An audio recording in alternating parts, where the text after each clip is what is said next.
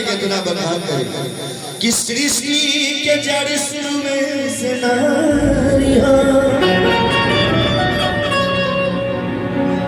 कि माई के ममता के बिना बखान करे कि सृष्टि के जड़ शुरू में से नारिया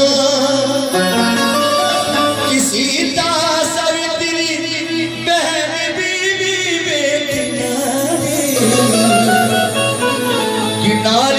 सबसे बड़ी सबका महतारी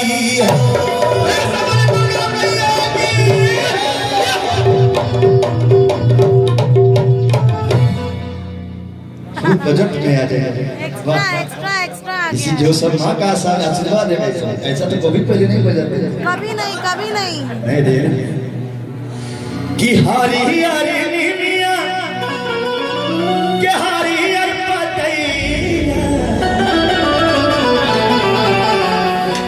कि हरी हरी नीलिया के हरियर पतैया अरे लागे ना तनिको कि हरी हरी नीलिया के हरियर पतैया कि लागे ना तनिको अरे ताही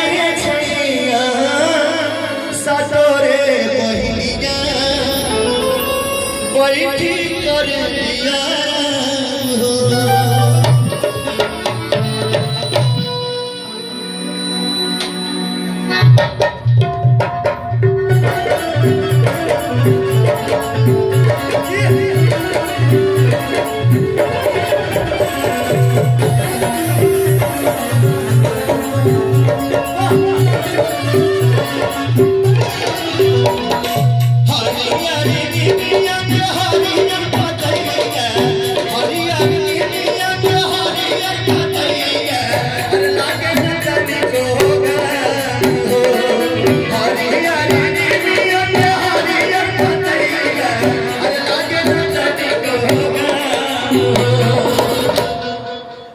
अरे ताहिर छैया अरे ताहिर छैया सतोरे बहिनिया बैठी करनिया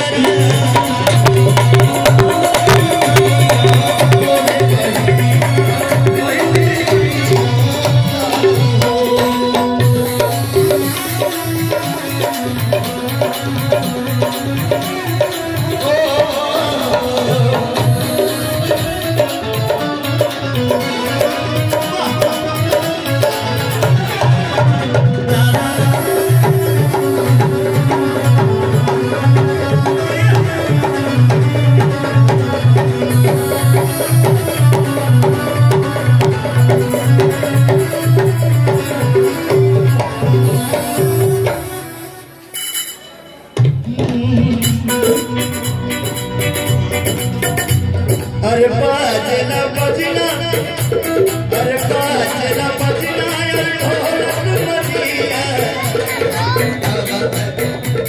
अरे बाजना बजना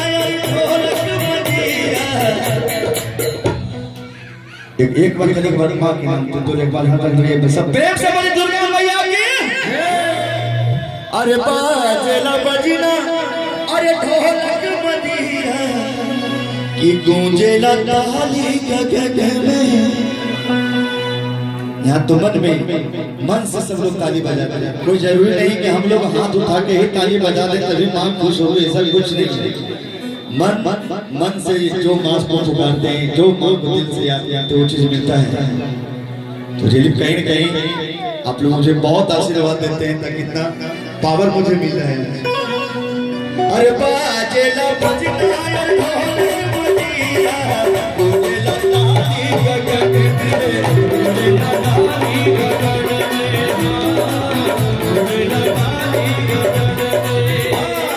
स्वर्गी के सुंदर पड़ल बात ठीका, अरे स्वर्गी के सुंदर पड़ल बात ठीका, झूमेला भगता भगन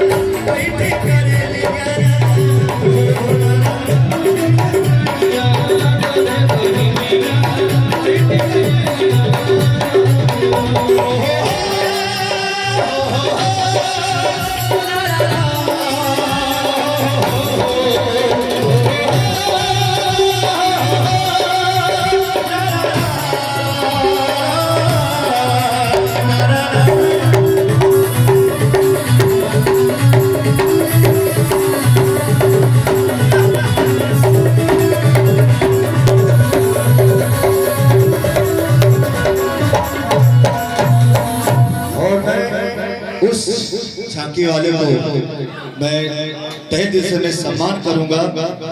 रिले मैं इतना देखा हूँ जाके, इतना कला देखा, लेकिन आज जो करके गई है माँ के दरबार में, मैं सलाम करता हूँ। मैं चाहूँगा कि एक बार उनके लिए सब लोग ताली बजा दें। माँ की वाह गजब, लोग जहाँ से भी आए मैं उनको प्रणाम करता हूँ।